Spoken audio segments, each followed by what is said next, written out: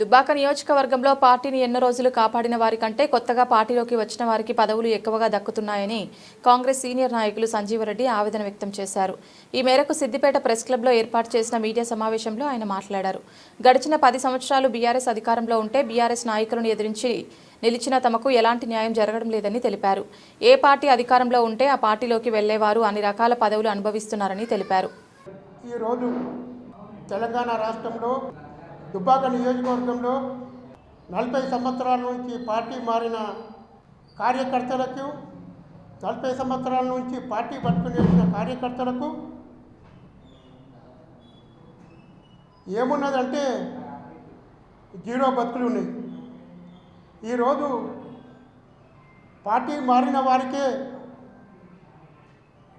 టీఆర్ఎస్ల వాళ్ళకే, టీడీపీల వాళ్ళకే, కాంగ్రెస్ల వాళ్ళకే మరి రేపు అధికారం వేరే వస్తే కూడా మళ్ళా కాళ్ళకు పోయినోళ్ళు అసోంటోళ్ళకు పదవులు ఇచ్చుకుంటా ఇవాళ దుబ్బాక నియోజకవర్గంలో నాకు చాలా బాధగా అనిపిస్తుంది. ఎవరు లేని నాడు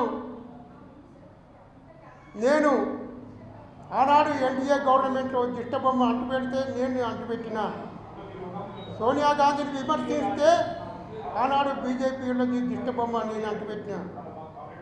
ఆనాడు ఎవరు లేరు, ఏ నాయకుడు లేరు, ఆనాడు ఒక్క కార్యకర్త కూడా లేరే.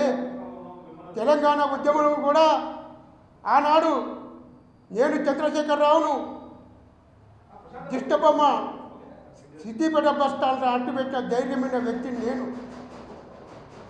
ఆనాడు హైదరాబాద్ నుంచి జకీర్ వస్తే TV9 కేసీఆర్ నీ మామల్లుల జాగిరా నీ సిద్దిపేట పట్టణాన్న నేను నా ధైర్యంతో నేను మాట్లాడినా కానీ నాకు ఏ రాజశేఖర రెడ్డో వీళ్ళు వాళ్ళు చెప్పింది కాదు.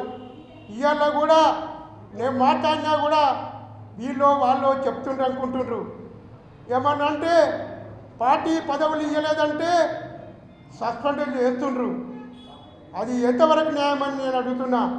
రాహుల్ గాంధీ ఏమన్నాడంటే నికాలస్ కార్యకర్తలను కాపాడుకోవాలి, నికాలస్ కార్యకర్తలను కాపాడుకుంటే రేపు పార్టీ భవిష్యత్తు ముందుంటుంది, కార్యకర్తనే మనకు దేశ నాయకుడు రాహుల్ గాంధీ చెప్పింది ఏడ నడుస్తుందని నేను అడుగుతున్నా.